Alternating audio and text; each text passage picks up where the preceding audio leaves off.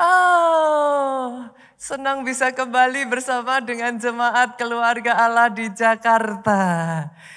Oh, saya tahu saudaraku hari ini saya berjumpa dengan orang-orang yang diurapi. Saya melihat wajah-wajah orang-orang yang diberkati. Aminnya sekali lagi boleh yang paling keras. Boleh tepuk tangannya yang paling meriah buat Yesus Tuhan kita.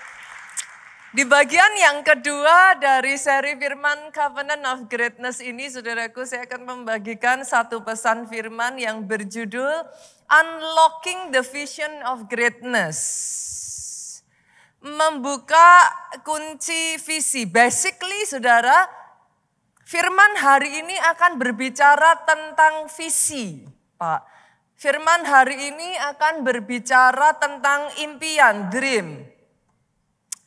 Tapi saya akan memulai dengan mengatakan ini, saudaraku. Tangkap ini dulu ya. The Covenant of Greatness itu start with vision. Tangkap itu dulu. The Covenant of Greatness start with vision.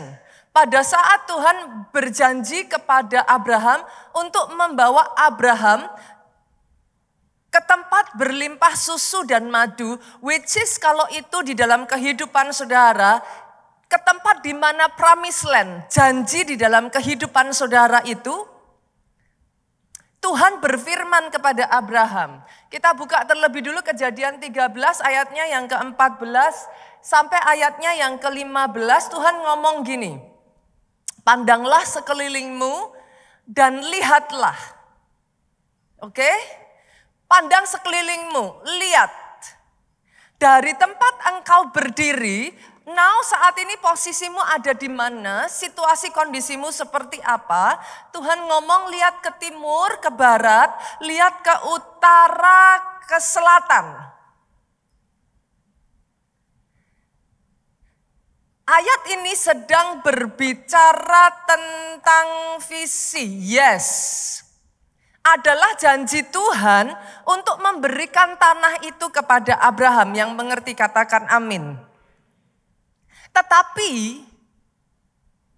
Abraham hanya akan bisa menerima janji itu, mendapatkan janji itu kalau dia bisa melihat. Dibutuhkan eyes to see, visi. Mata roh untuk bisa melihat, maka dengar ini ayat yang ke-15 saudaraku, semuanya yang bisa dilihat Abraham, sejauh apa Abraham bisa melihatnya, seluruh yang kau lihat itu akan kuberikan kepadamu dan kepada keturunanmu untuk selama-lamanya. So basically once again ayat ini berbicara tentang vision. Sejauh apa engkau bisa melihat itu akan diberikan kepadamu. What you see is what you get.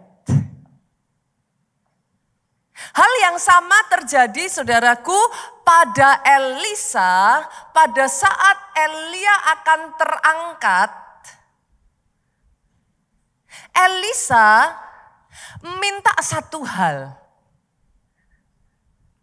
Either itu yang Tuhan, kadang di dalam kehidupan kita saudara ngerti yang saya katakan. Ada sesuatu itu yang Tuhan kasih, tapi ada sesuatu itu yang munculnya dari hati. Saudara bisa nangkep yang saya maksudkan? In this case, Elisa itu minta. Kita buka ya, kita lihat ayatnya ya. Dari 2 Raja-Raja pasalnya yang kedua, ayatnya yang ke-9 sampai ayatnya yang ke-10. Apa permintaan Elisa? Elisa minta, biarlah kiranya aku mendapat 2 bagian dari rohmu. Artinya apa Bapak Ibu? Elisa minta 2 kali lipatnya Elia. Pada saat Elia mendengar permintaan Elisa itu, dia ngomong, yang kau minta sukar. Tapi Jika engkau dapat melihat, it got to do something dengan penglihatan lagi saudaraku. Vision. Kalau engkau dapat melihat aku terangkat daripadamu, akan terjadilah kepadamu seperti yang demikian. Tapi perhatikan, ayat ini tricky saudara. Jika tidak akan terjadi. Once again dari ayat ini saudaraku, seeing berbicara tentang vision. Kalau engkau bisa melihat, maka terjadi. Kalau engkau tidak bisa melihat, tidak terjadi. What you see is what you get. Oke, saya bawa satu-satu ya Bapak Ibu ya.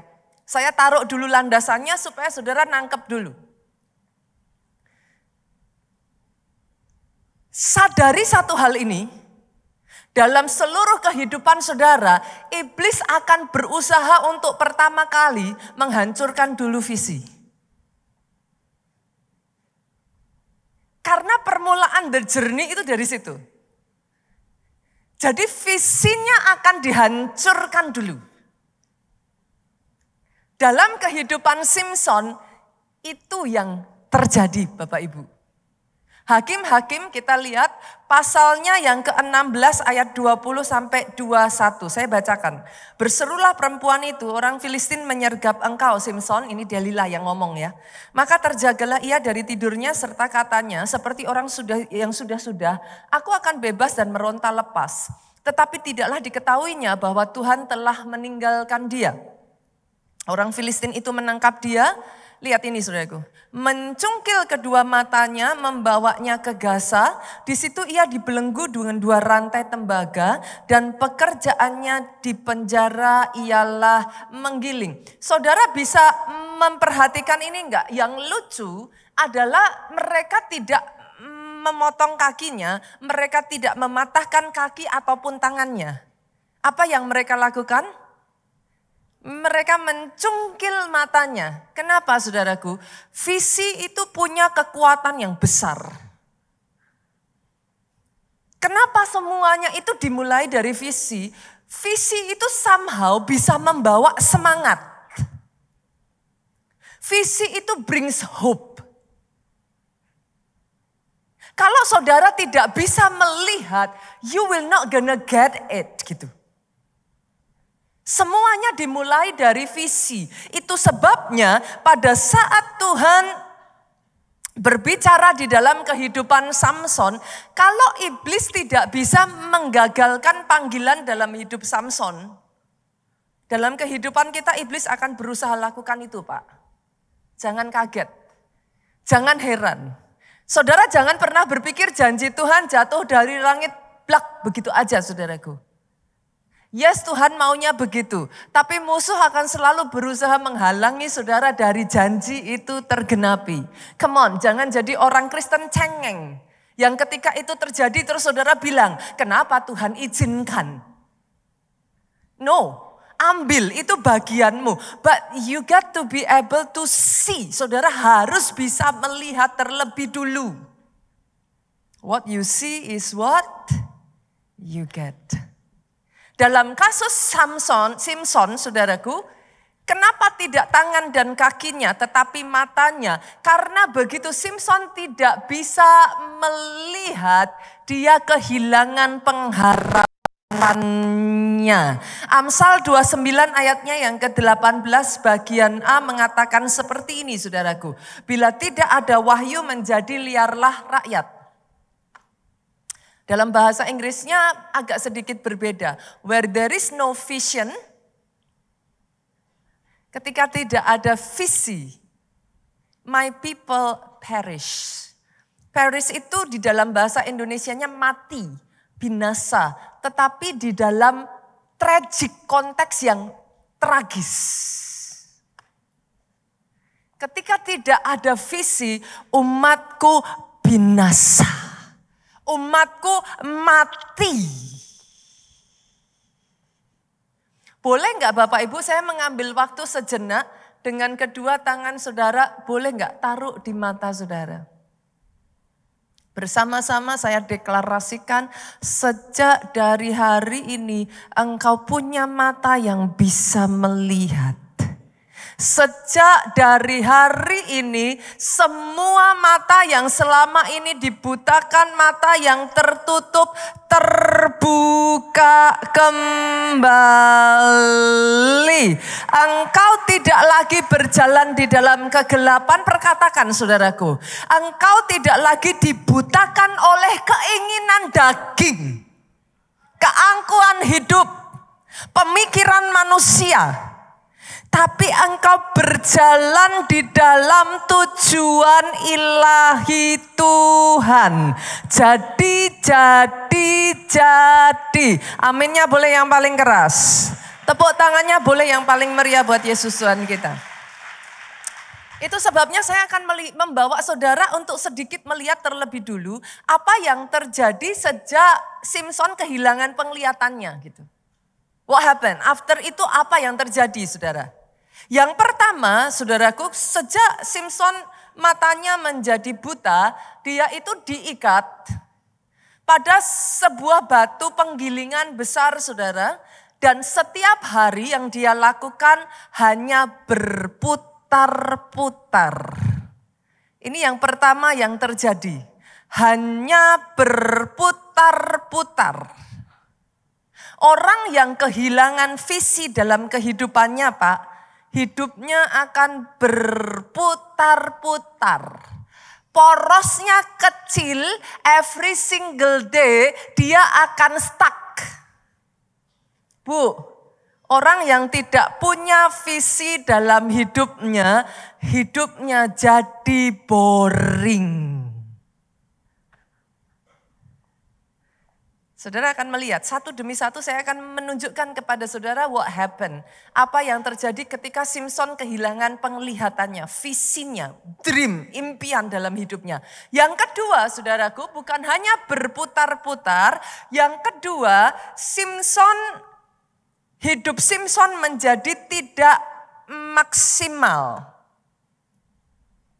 Padahal di saat kelahiran Simson, saudaraku, Simson ini Pak sudah dinubuatkan menjadi penyelamat bangsa Israel dari Filistin. Kita lihat ya, Hakim-Hakim pasalnya yang ke-13, ayatnya yang ke-5. Sebab engkau akan mengandung dan melahirkan seorang anak laki-laki, kepalanya tidak akan kena pisau cukur, sebab sejak dari kandungan ibunya, anak itu akan menjadi seorang nasir Allah. Dan dengan dia akan mulai penyelamatan orang Israel dari tangan orang Filistin. Simson ditentukan menjadi orang yang besar, saudara. Rencana Tuhan atas kehidupannya besar. Boleh nggak saya perkatakan satu persatu di dalam kehidupan saudara? Rencana Tuhan atas hidupmu besar. Firman Tuhan minggu lalu tangkap dulu saudaraku. Sampai itu apa? Merasuk di dalam diri saudara. Rencananya atas hidupmu besar. Jangan terima apapun sebaliknya. Engkau ditentukan jadi besar. Tetapi ketika Simson kehilangan visinya, ketika Simson kehilangan penglihatannya, saudaraku, dia shrinking. Dia yang seharusnya dibawa punya kemuliaan yang begitu besar, hanya bisa sampai di titik tertentu, Pak. Vision itu sehebat itu, saudara. What you see is what you get. Kalau engkau salah melihat, kita mencatat, maka butalah seluruh tubuhmu, gelaplah seluruh tubuhmu. Yang ketiga, nah ini yang paling menyedihkan, saudara. Saya tuh kalau baca ayat ini, saya sedih sekali, saudara. Saya nggak yakin, saudara. Hopefully saudara siap mendengar apa yang saya katakan. Yang ketiga, hidup tanpa visi itu menyenangkan iblis. Hakim-Hakim 16 ayatnya yang ke-25 ngomong gini. Ketika hati mereka riang gembira, berkatalah mereka, panggillah Simson untuk melawak bagi kita. Saya nggak tahu dengan saudara ya, saya kalau baca ayat ini sedih sekali saudaraku.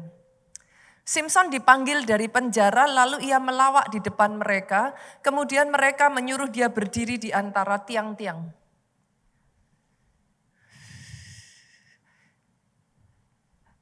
Tahukah saudara, hidup tanpa visi membuat engkau menjadi lawaan buat iblis. Saya disclaimer dulu ya saudaraku, saya tahu kalau saya ngomong seperti ini bagi sebagian dari saudara, perkataan saya keras. Mungkin saudara ngomong sama saya, pastor, kayaknya hidup saya bukan lawaan deh pastor. Sadarkah saudara, seorang sebesar Simson saudaraku, seorang dengan destiny sehebat itu, orang yang di atas rata-rata punya power sebesar itu, menjadi bahan tertawaan, menjadi badut saudara.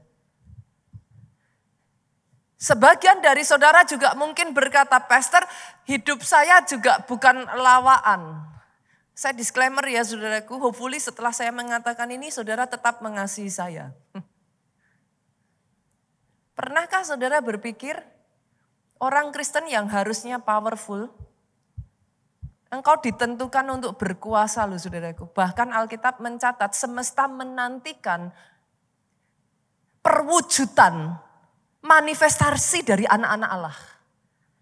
Sehebat itulah Tuhan menentukan engkau, tetapi betapa menyedihkan banyak orang Kristen kalah dengan dirinya sendiri. Kalah dengan dagingnya, kalah dengan dosa, kalah dengan masalahnya dan menjadi lawaan buat iblis. Saya tahu perkataan saya ini enggak enak saudara. Tapi berapa banyak orang Kristen karena engkau tidak bisa melihat, engkau kehilangan the vision, hidupmu jadi gelap. Engkau terus berputar-putar pada pemikiranmu sendiri, apa yang kau pikir benar. Dan tanpa kau sadari, you destroy your own life. Engkau menghancurkan kehidupanmu sendiri. Sorry. Apakah itu tidak disebut sebagai lawaan saudaraku? Orang-orang yang destined to be great. Orang-orang yang ditentukan jadi besar. Ada di posisi yang terus terpuruk saudara. Yang paling menyedihkan dari ayat ini saudaraku, adalah ketika Simson kehilangan visinya, basically hidupnya is a ruin. Izinkan saya membacakan ayat ini kepada saudara, Efesus 2 ayatnya yang ke-10. Karena kita ini, saya sebut engkau, karena engkau ini buatan Allah. Diciptakan dalam Kristus Yesus untuk melakukan pekerjaan baik yang dipersiapkan Allah sebelumnya. Dia mau supaya kita hidup di dalamnya. Dari ayat ini saya ingin mengatakan kepada saudara, tidak ada satupun dari saudara di tempat ini yang hidupmu adalah sebuah, apa saudaraku? Kesalahan. Hidupmu bukan kebetulan. Everything that happen in your life, yang diizinkan Tuhan terjadi, baik yang saudara suka maupun saudara enggak suka, ada rencana Tuhan yang besar di dalamnya, if you can see it. Izinkan saya mengatakan ini, hidupmu bukan sebuah kesalahan. Keluargamu bukan sebuah kesalahan. Anakmu, pasangan hidupmu bukan sebuah kesalahan. Ada rencana Tuhan di dalamnya. Hari ini saya berdoa, engkau bisa melihat. If you can see, you shall get it. Saya akan membagikan kisah dari dua negara Yang menjadi negara besar seperti yang saudara lihat hari ini karena ada orang di dalamnya yang dare to dream. Karena ada orang di dalamnya yang berani bermimpi, saudaraku. Yang pertama, Korea Selatan. Berapa di sini yang suka K-pop? Berapa di sini yang penggemar drakor? Korea Selatan tidak selalu menjadi negara yang seperti itu, saudaraku. Belum lama actually, saudara. Di tahun 1950 sampai tahun 1953. Di Korea Selatan itu mereka mengalami perang saudara-saudara. Dan perang itu literally membuat Korea Selatan itu menjadi hancur, saudara. Patokannya gimana, Pastor? Saudara bisa melihat before and after.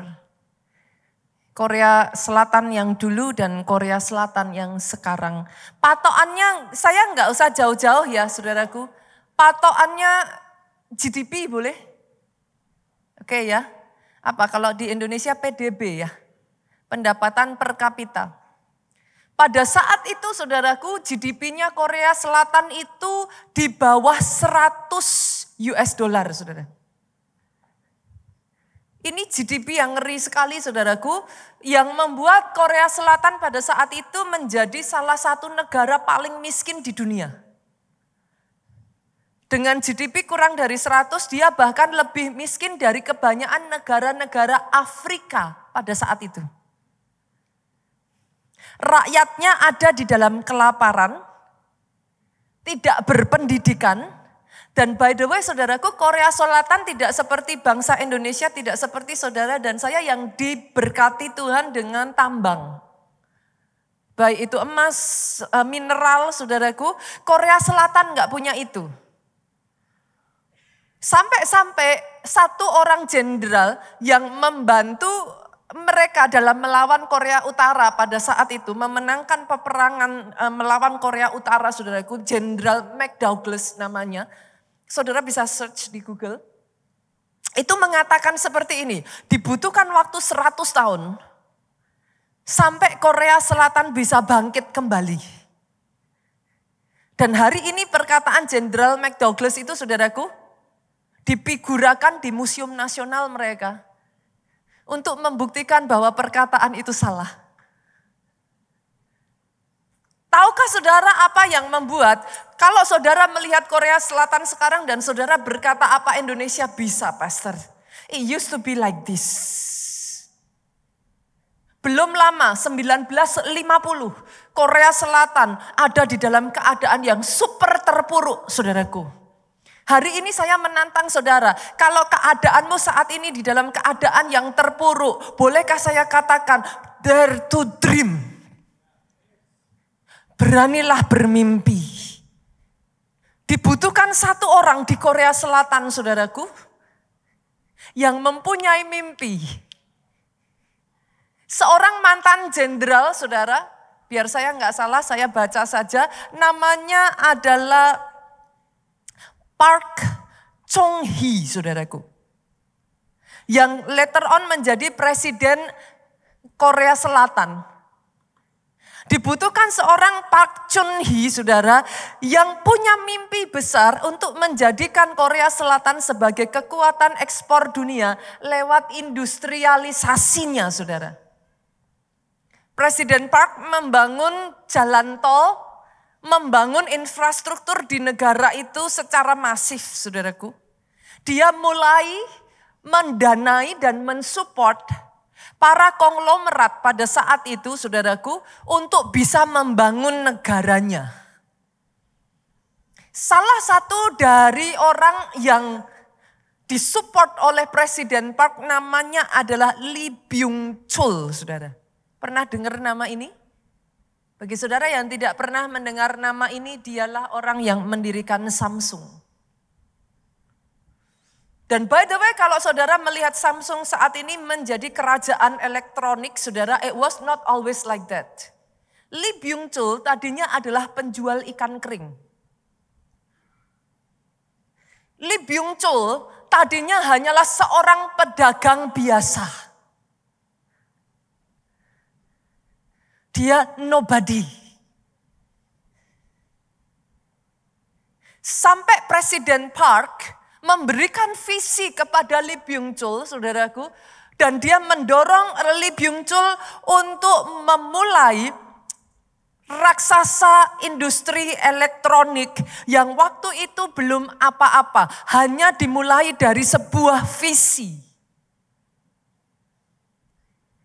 Nanti saudara baca deh, saudaraku. Saudara baca kisah-kisah seperti ini, saya berdoa menginspirasi hidup saudara untuk berani bermimpi besar. Samsung tidak langsung berhasil, saudaraku. Melalui series of failures, melalui banyak kegagalan, saudaraku. Awalnya Lee Byung-chul hampir menyerah sampai Park Chung-hee mengatakan kepada Lee Byung-chul, bangsa ini tidak akan menjadi besar kalau kamu takut gagal. Ayo coba lagi. Sampai akhirnya Samsung menjadi Samsung yang saudara lihat hari ini. Dari GDP less than 100 US dollar, saudaraku.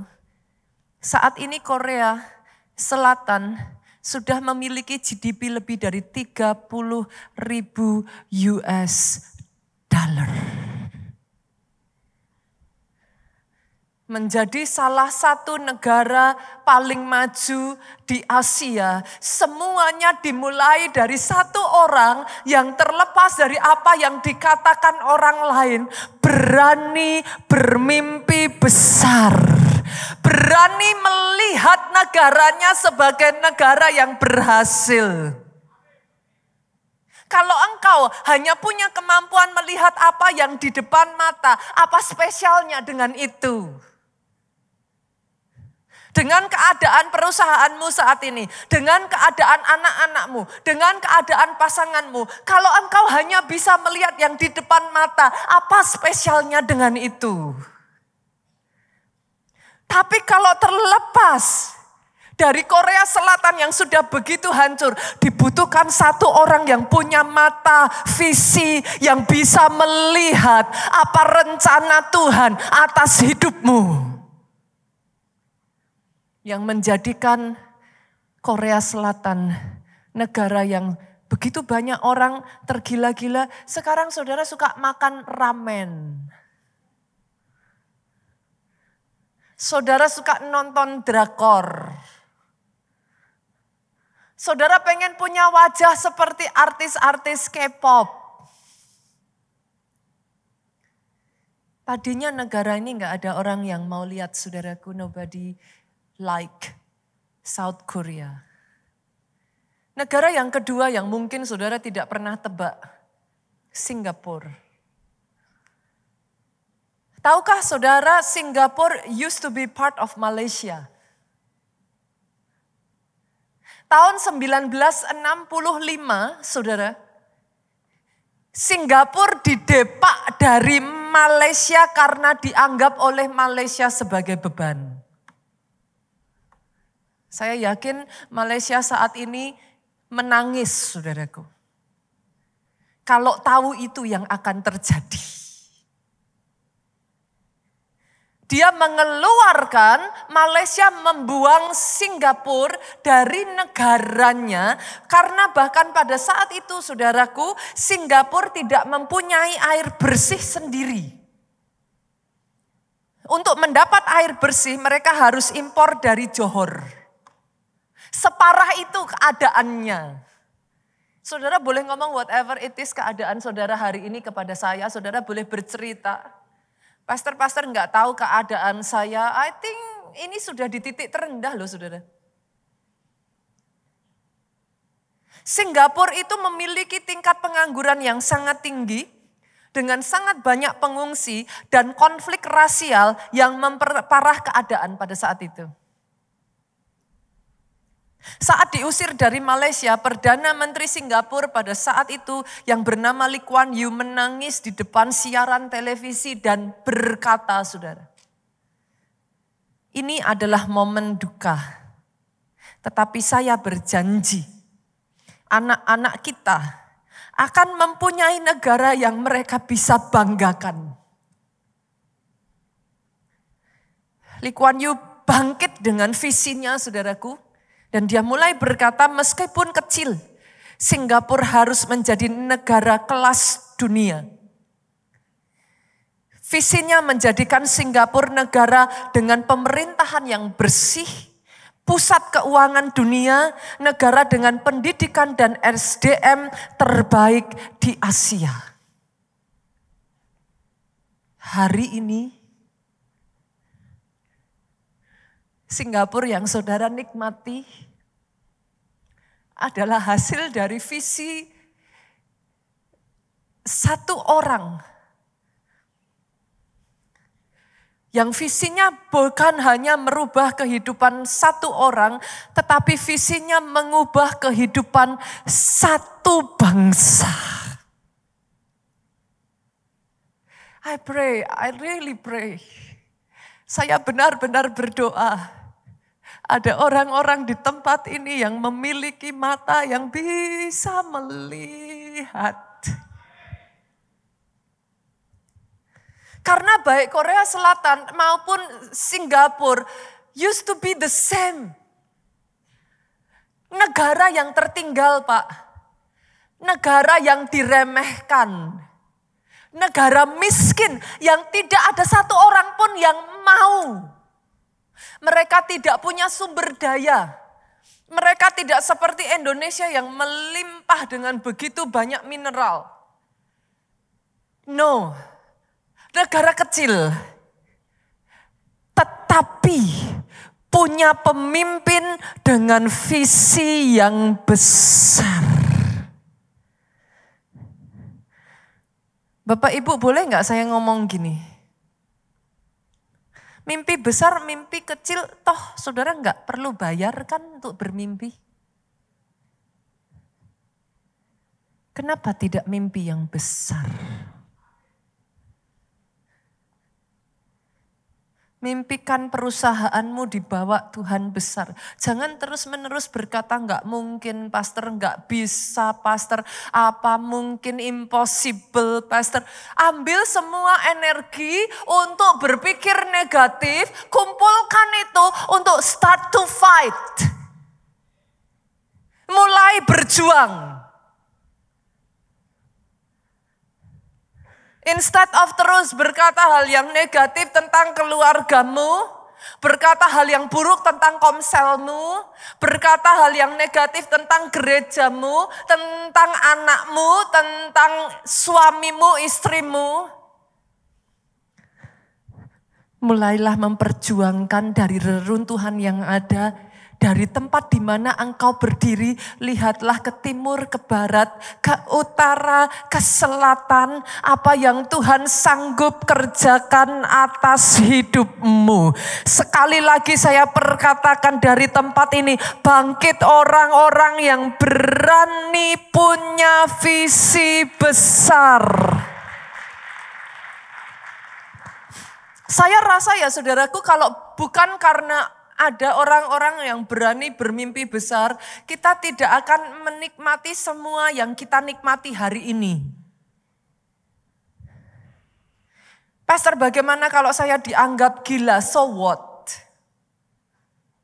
Orang-orang yang dulu bermimpi besar itu di zamannya juga dianggap gila kok. Dan kabar baiknya ya saudaraku, izinkan saya mengatakan ini. Mereka adalah anak-anak Tuhan yang cinta Tuhan mati-matian loh. Sadarkah saudara, di masa lalu semua penemuan mereka diinspirasi oleh Alkitab. Ngeri ya saudaraku. Saya bukakan ya saudara. Saya bukakan kepada saudara. Alexander Graham Bell, saudaraku. Berapa banyak dari saudara yang berterima kasih? Karena kalau bukan karena Alexander Graham Bell, saudara nggak akan pegang handphone yang saudara pegang hari ini. Orang ini dikatakan sebagai orang yang gila, saudara. Tapi tahukah saudara, Apa yang menginspirasi Alexander Graham Bell? Dia berkata, bila satu pintu tertutup, pintu lain akan terbuka. Tapi kita terlalu lama memandangi pintu yang tertutup sehingga tidak bisa melihat pintu yang telah terbuka. Apakah saudara terus melihat pada pintu yang tertutup? Meratapi pintu yang tertutup? Menyesali kehidupan? Terpuruk dari pintu yang tertutup? Sedangkan tanpa kau sadari, dia sedang membukakan, Tuhan sedang membukakan pintu-pintu lain atas hidupmu. Oh, kalau mau tepuk tangannya yang paling meriah, saudaraku. Wright Brothers. Kalau bukan karena Wright bersaudara ini, saudaraku, saya bacakan supaya saya nggak salah ya, namanya Wilbur dan Orville Wright, penemu pesawat terbang. Saya nggak kebayang deh hari ini kalau saudara mau berpergian jauh itu berapa lama butuh waktu, saudara. Apakah dia anak Tuhan? Wright Brothers berkata, saudara, jika kita hidup dengan kebenaran dan iman, segala sesuatu yang tampak mustahil bisa menjadi kenyataan. Ada anak-anak Tuhan yang gila, yang berani bermimpi besar. Di zamannya orang-orang ini disebut lunatic, crazy, gila. Di mana anak-anak Tuhan hari ini? Saya jujur ya saudaraku, ketika saya membaca kisah-kisah ini ya, itu membuat saya menangis, saudara. Orang-orang besar di zaman itu mereka adalah anak-anak Tuhan yang rajin membaca Alkitab. Isaac Newton, penemu gaya gravitasi, sesungguhnya saudaraku menulis lebih banyak buku teologis daripada sains. Tapi dia dikenal karena penemuannya tentang gaya gravitasi, saudara. Ini orang-orang dahsyat, orang-orang gila, saudara. Yang mencintai Tuhannya begitu rupa. Berani mempercayai Alkitab. Saya terus mengatakan ini. Semuanya dimulai dari firman. Sorry kalau saya keras ya Bapak Ibu. Tidak membaca Alkitab sama dengan permulaan ketulian rohani. Renungkan perkataan saya ini. Yet banyak orang Kristen, pelayan Tuhan, pemimpin gereja, bahkan pengkhotbah yang tidak membaca Alkitabnya. Bagaimana kau bisa mendengar suara Tuhan kalau enggak disinkronkan dengan hatinya Tuhan? Bagaimana kau bisa mendengar suaranya Tuhan, rema, kalau enggak dimulai dari membaca logos? Yes, logos itu pada saat dibaca means nothing. Tapi ketika logos itu terus kau baca, tiba-tiba ada satu yang melompat ke hidupmu dan dia menjadi rema, itu mengubah hidupmu. Kalau enggak pernah baca logos, kapan dapat rema? Masih menganggap baca Alkitab itu sepele? Masih menganggap bahwa it's okay enggak baca Alkitab?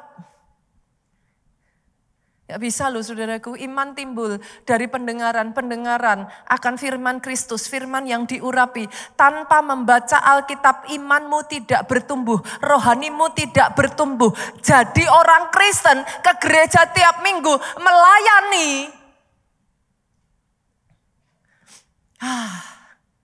Tapi you do not know, saudara tidak tahu apa rencana Tuhan. Sedih loh. Saya tambahkan satu nama, ini mungkin saudara tidak kenal namanya, saudaraku. Francis Collins, saudara. Namanya boleh tidak terkenal, tapi Francis Collins ini adalah penemu sequence DNA, saudaraku. Dia melakukan sebuah proyek gila, saudara. Sebuah proyek yang membuat saat ini saudara menemukan DNA. Francis Collins ini, saudaraku, berkata bahwa DNA adalah bahasa Tuhan. Sangat kompleks, yet very beautiful, sangat indah. Ngeri ya saudara, orang-orang ini ya. Dia berkata, saudaraku, DNA adalah cara dia decoding, memahami keajaiban Tuhan di dalam hidupnya. di dalam manusia.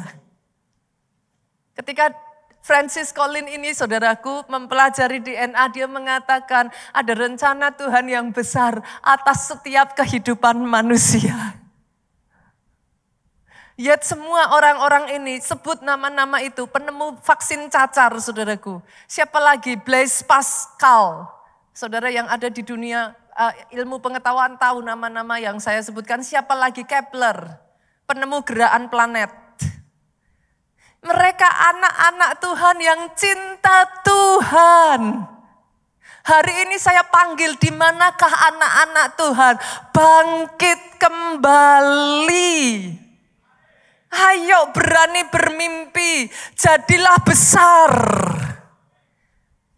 Kemarin kita membaca di dalam Kejadian pasal yang ke-12 ayatnya yang pertama. Aku akan membuat engkau menjadi besar. Aku akan memberkati dan membuat namamu masyhur. Again and again saya masih mendengar orang yang bilang gini, Bunita gak usah besar-besar, nanti sombong. Sorry Bapak Ibu, gak usah jadi orang kaya, nanti sombong. Ada banyak orang kecil tapi juga sombong tuh Bapak Ibu. Kalau bicaranya soal sombong ya that's two different thing. Tapi izinkan saya mengatakan ini, Tuhan mau engkau jadi besar. Jangan lagi bertanya, apa ini maunya Tuhan ya pastor? Kalau saya udah ditanya gitu saya jawab, baca Alkitabmu. Lah jengkel saudara.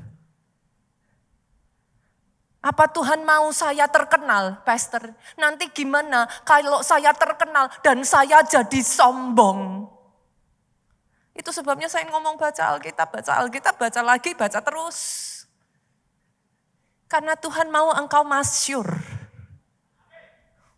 Saya berdoa ya, kalau orang datang ke Jakarta, dia cari restoran mana yang paling terkenal di Jakarta, restoranmu yang muncul paling atas. Oh yes, saya berdoa ya, kalau orang cari toko tertentu, dalam bidang tertentu, tempat usaha tertentu, apa yang mereka cari, nama perusahaanmu yang muncul paling atas.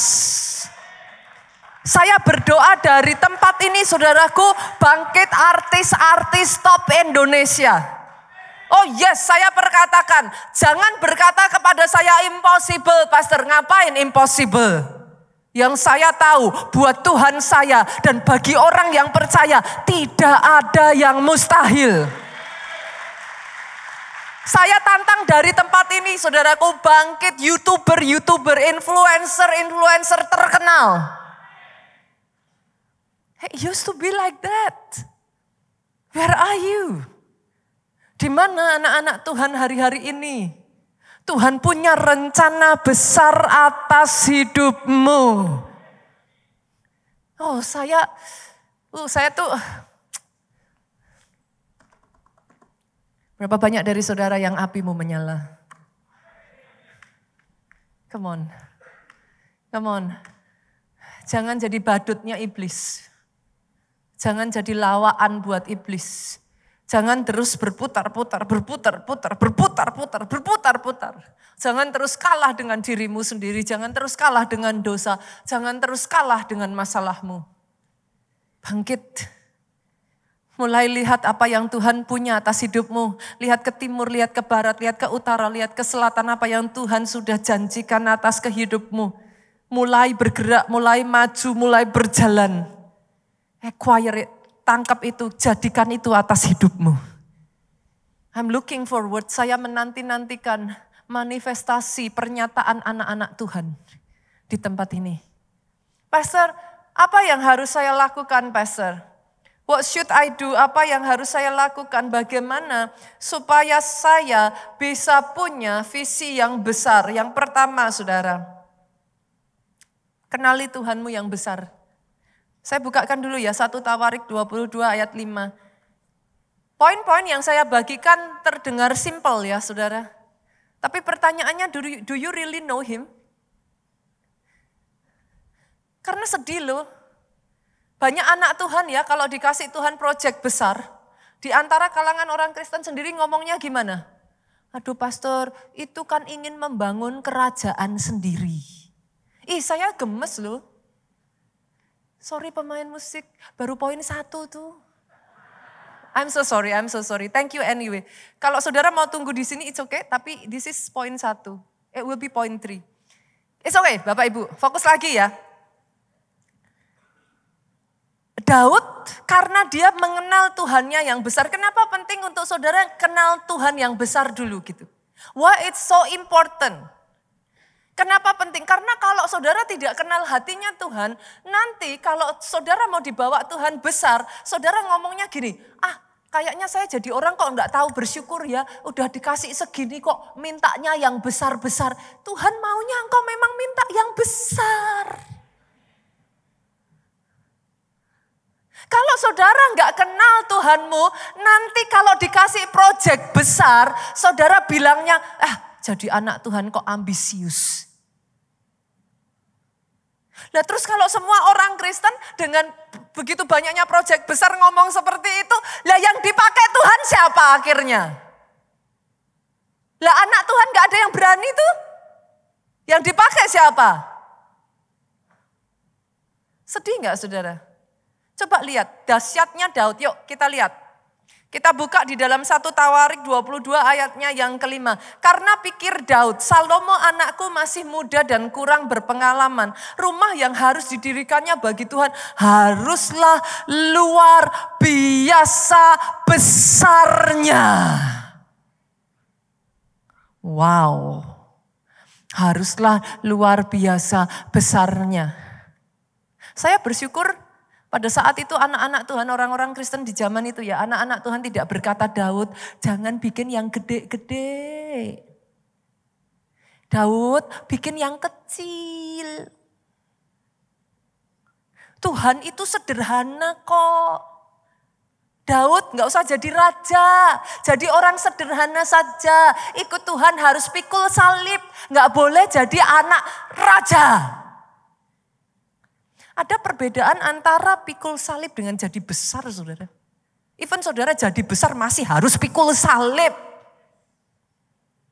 Tolong bedakan, jangan kacau balau. Ada begitu banyak hal di YouTube hari-hari ini tuh kadang saya baca itu pusing saya saudara. Akhirnya membuat sangat banyak orang Kristen takut loh untuk jadi besar. Jadilah besar.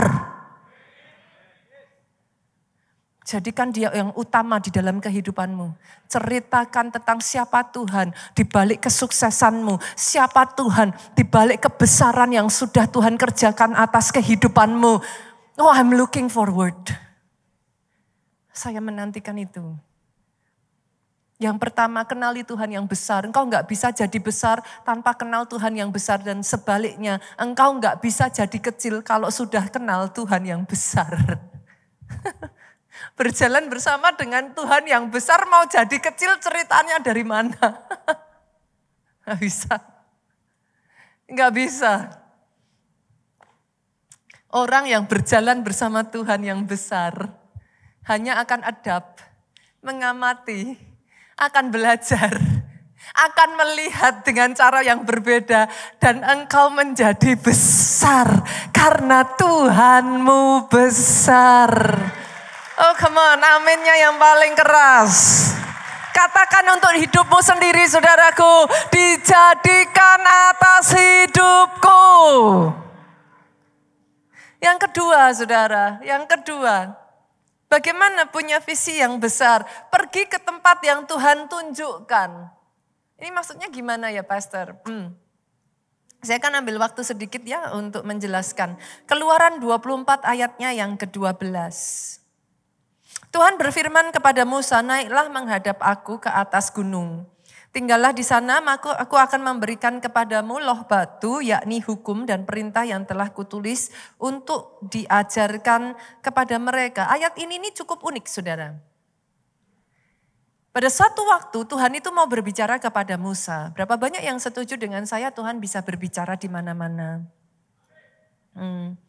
Tapi di ayat ini, khususnya di ayat ini, Tuhan minta Musa naik ke atas gunung. Pertanyaannya, emangnya Tuhan gak bisa berbicara di tendanya Musa? Kenapa disuruh naik ke atas gunung? Berapa banyak orang juga ngomong, saudaraku.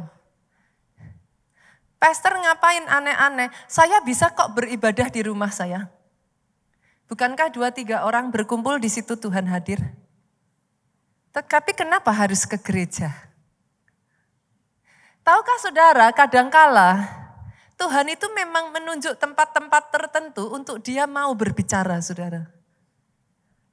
Secara rohani, gunung itu berbicara tempat di mana engkau harus naik ke dimensi level yang lebih tinggi. Tapi secara jasmani, maafkan saya, ada tempat-tempat yang Tuhan tunjukkan untuk membawa engkau besar. Dalam kasus saya, saudaraku, Tuhan bawa saya ke Nigeria.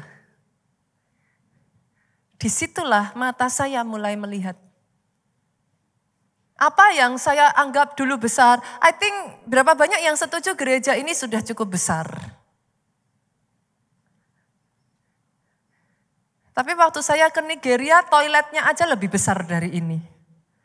Terus saya berpikir gitu, ya ampun, miris ya gitu. Dari situlah saya mulai dream. Ketika mata saya melihat ke kiri, ke kanan, ke depan, ke belakang. Ini gereja kok sebagian mengatakan 55.000 hektar, saudara. Sebagian mengatakan itu sudah sekian belas tahun yang lalu. And then I start to see. Ternyata bisa ya. Ternyata mungkin ya. Ada sebagian dari saudara, Tuhan bawa saudara ikut UC. Senggol kiri kanan dong, yang belum ikut UC tahun depan ikut, saudaraku. Daftarnya dari sekarang. Semakin lama saudara tunggu, makin mahal.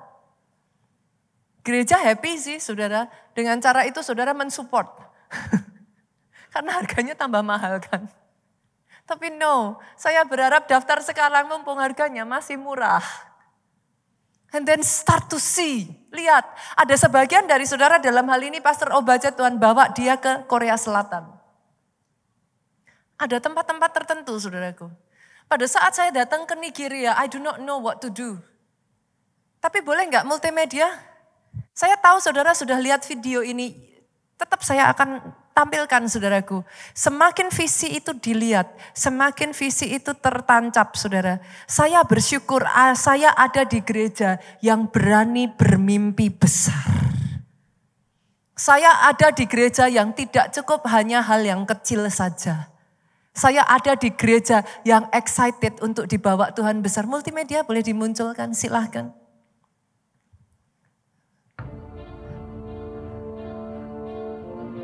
Dulu hanya sebuah mimpi. Indeed. Tapi kini dream. mimpi itu mulai menjadi kenyataan. KACT. Selama 1 tahun ini pembangunan Holy Land Experience Indonesia. Atau ini yang kita impian singkat, yang Tuhan berikan atas gereja terus kita, saudaraku. dikebut bulan demi bulan, langkah demi langkah. Tangan tempat Tuhan yang akan terus menjadi menuntun. Tokoh-tokoh datang, pusat kegerakan, mereka saudara. melihat, mereka bersaksi dan mereka berkata, ini bukan sekedar proyek manusia. Ini adalah karya visi Allah yang sendiri. Tuhan berikan. Akan menjadi Holy Land Study Center. Tempat yang akan menjadi pusat ziarah dan wisata rohani Kristen. Museum kegerakan gereja Tuhan. Museum di mana saudara nantinya bisa melihat Indonesia, seperti apa pergerakan yang Tuhan kerjakan. Wedding Kristen Indonesia dan pusat retreat Holy Land tempat Indonesia. di mana tentara-tentara Allah dibangkitkan. Yang kedua, SKPNK. Dari tempat ini juga nanti akan dibangun sekolah saudaraku yang akan mendidik anak-anak Tuhan. Menuju masa menjadi depan orang-orang yang lebih dahsyat berani dari bermimpi sebelumnya. besar. Awalnya kita berpikir untuk memindahkan sekolah dari gedung lama saudara yang disewa kemarin datang ke KACT. Ke gereja tapi kita yang ada di Widuran Solo. Tuhan jauh lebih berdoa besar. Saudaraku, Tuhan akan di kota Solo sendiri, Tuhan akan SKPNK ubah. akan Kita pindah akan di tempat milik kita sendiri. saudara. Berkolaborasi menjadi nantinya satu akan diubah dengan dan gereja dirombak, keluarga Allah di Solo Widuran. Namun ini baru permulaan.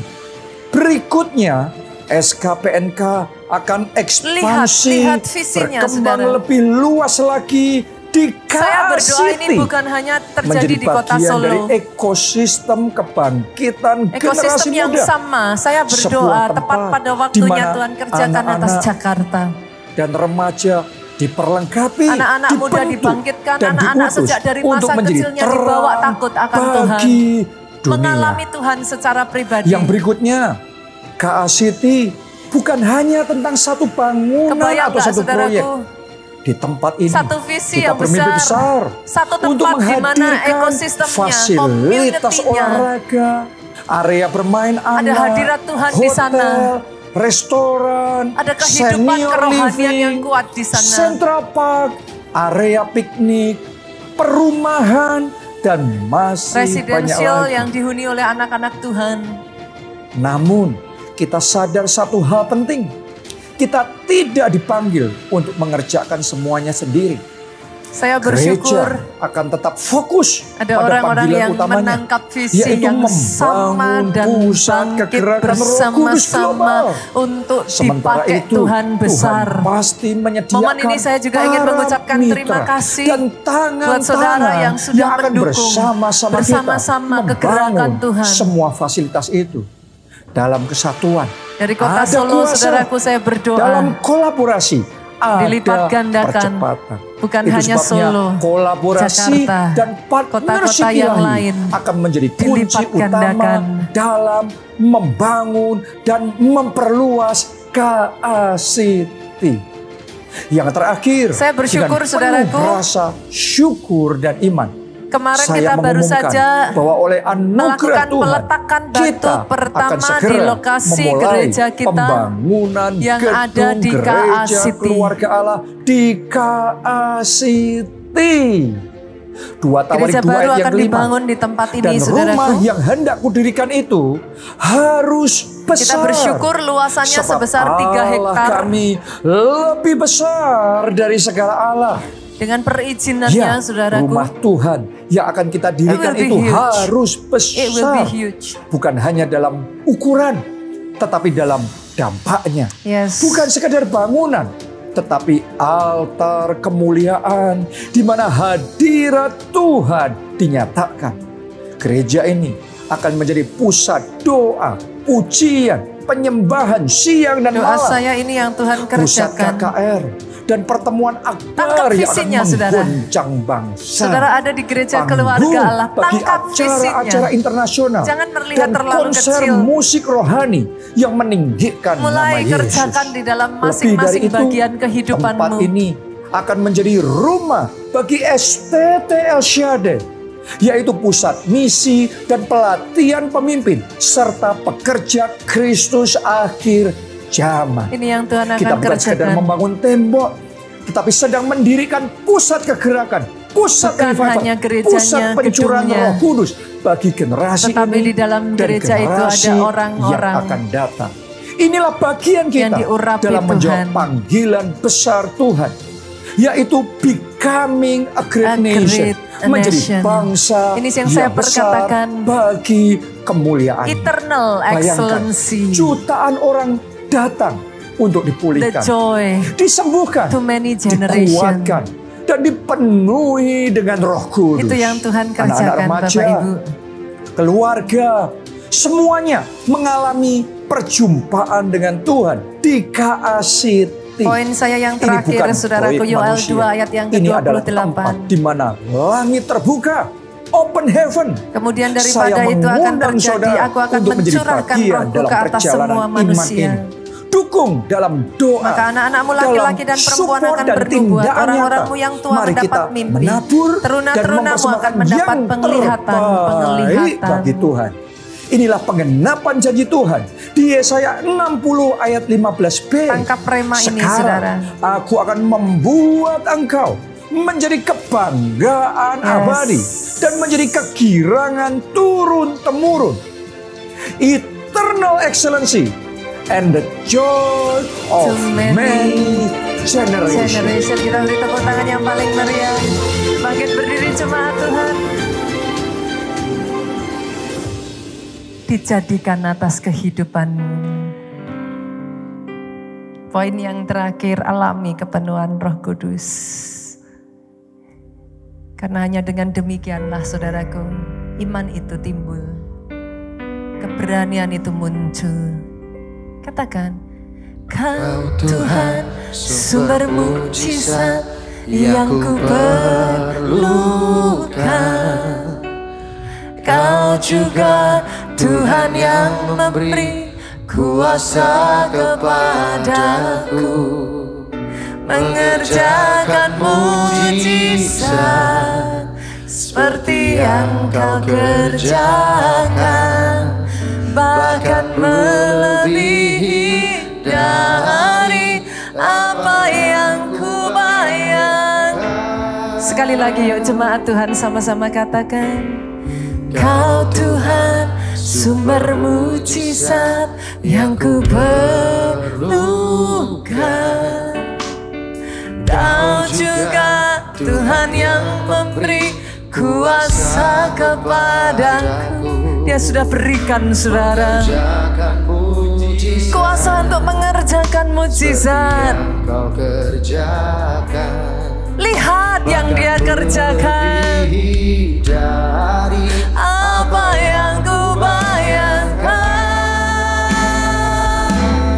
melalui kuasa pujian hadirat-Mu dinyatakan, mengerjakan mujizat bersama-Mu Tuhan. Dengar ini, berpikir di dalam roh, berdoa di dalam roh, ku mau hidup dengan iman. Berapa banyak dari saudara yang firman hari ini, saya percaya ada orang-orang yang bisa menangkap. Izinkan Dia instil, Dia menanamkan DNA kebesaran itu di dalam hidupmu. Izinkan kehausan dan kerinduan itu bergolak di dalam hidupmu. Jangan mau jadi kecil saudaraku. Jangan pernah terima kalau toh keadaanmu saat ini sedang terpuruk. Katakan pada dirimu firman minggu lalu, ini bukan tempatku. Aku tidak seharusnya ada di dalam keadaan seperti ini. Sebab ada rencana Tuhan yang besar atas hidupku. Aku tidak boleh terus terpuruk. Aku tidak boleh terus ada di dalam keadaanku saat ini. Keluar dari dirimu saudaraku. Dan mulai tangkap, mulai terima itu. Mulai lihat ke timur, ke barat, ke utara, dan ke selatan. Apa yang mau Tuhan kerjakan atas kehidupanmu? Mulai tangkap. The covenant of greatness start with a vision. Melalui kuasa pujian hadirat-Mu dinyatakan, mengerjakan mujizat bersama-Mu Tuhan. Berpikir di dalam roh, berdoa di dalam roh. Sama-sama yuk. Mau hidup dengan iman, melalui kuasa pujian hadirat-Mu dinyatakan. Yesus Tuhan. Bersama-Mu Tuhan, berpikir di dalam roh, berdoa di dalam roh, ku mau hidup dengan iman. Berpikir di dalam roh, berpikir di dalam roh, berdoa di dalam roh, ku mau hidup dengan iman. Yang terakhir saudaraku, katakan berpikir di dalam